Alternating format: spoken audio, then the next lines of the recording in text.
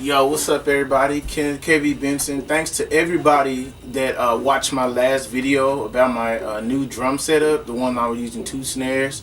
Due to the heavy volume of questions that people sent about, like, you know, how I cheat and how did I tune my second snare, I decided to do a how-to video. And this goes out to everyone that sent me a question on Twitter, via Facebook, or via YouTube about how I detuned my snare.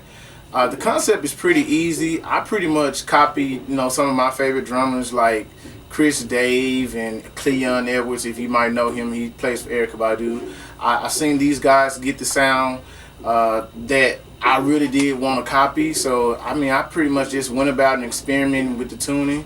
But I've learned over just watching different people at different gigs, that there's 2 ways you really can achieve this. The first way I'm going to show you, that's a really simple way. It's like you just keep your snare tuned high. It's tuned pretty high right there.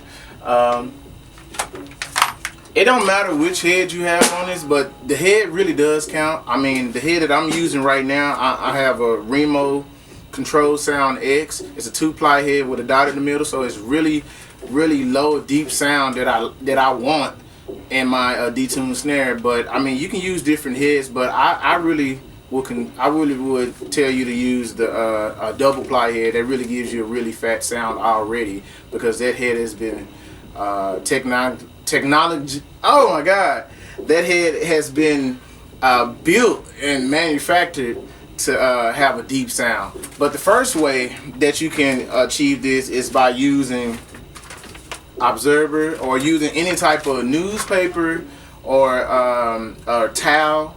And basically what you do, I seen a great drummer by the name of Gino Igehart. If you have a chance, check him out, YouTube him. He's a great drummer. Shout out to Gino for this. I didn't tell you I use your concept, but thank you, dude. Thank you for using it one day at the gig that I saw you play. He basically, what he did, he got newspaper. It was, I don't know if it was Dallas Observer or a newspaper, whichever it was. And he basically just, you can either open it up. You can either open it up and you just put it on top of it. Either way you can lay it like this, lay it like that. And it should give, see, that's a different sound right there. And if you don't like that sound, usually play with my snares to get a really good sound that I want. They give you different sounds that you use the snare. But you can also just lay it on top of it. See? That gives you a detuned sound.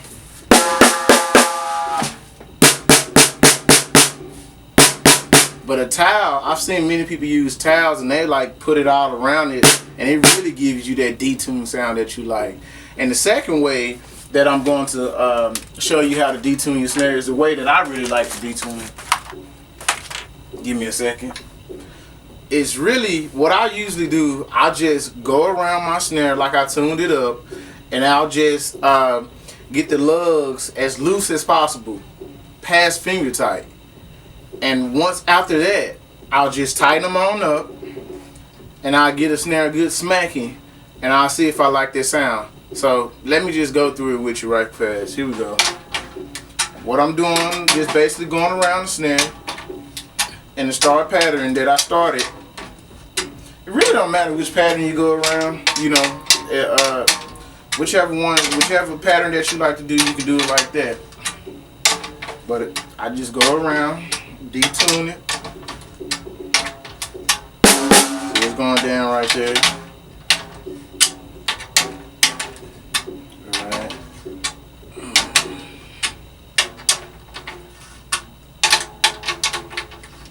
Alright, I'll keep detuning it. Going down. Oh, it's getting low. That's what I want. I want to get low. I know many of you guys might be wondering, why does he have these numbers on his snare? This little thing I seen DW try one time. I mean, I seen DW have the numbers on there, so I just copied it and, you know, just wanted to see, look at that. That's a good detune sound. I'm not even all the way down yet. You know. Do it like that. But let's see if we can go all the way down some more.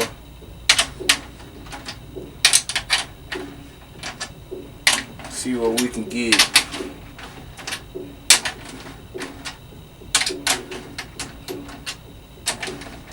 Alright, keep on going all the way down.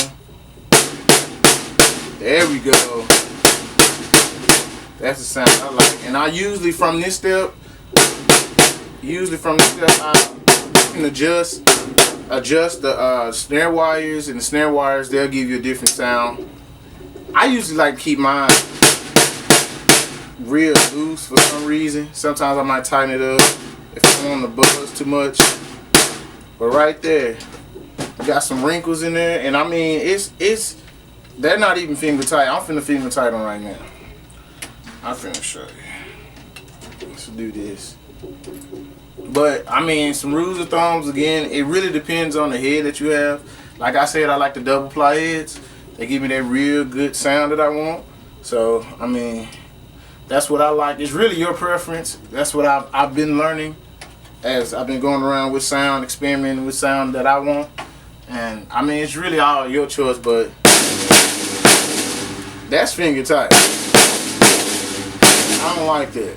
So I'm gonna keep going down some more. Finger tight. Go down 2 turns from it. I know some people are wondering, like, dude, won't this hurt your head? I mean, it can, but I mean, if you want the sound that you want to do, you just do what you gotta do. Right there. That's that real good sound. That real good Chris Dave sound. So shout out to everybody that sent me the questions on YouTube, Facebook, Instagram. I think Instagram you got some questions too. So shout out to everybody that sent me the question, and I hope this helped you. If it didn't, let me know in the comment section below. But hopefully I'll be coming back with some new videos. Look out for this drum DVD review that I did with my homeboy Chris Knox. It's really good. Y'all really have to see that. It's gonna be coming out soon, so check it out. Thank you again, man. Peace out.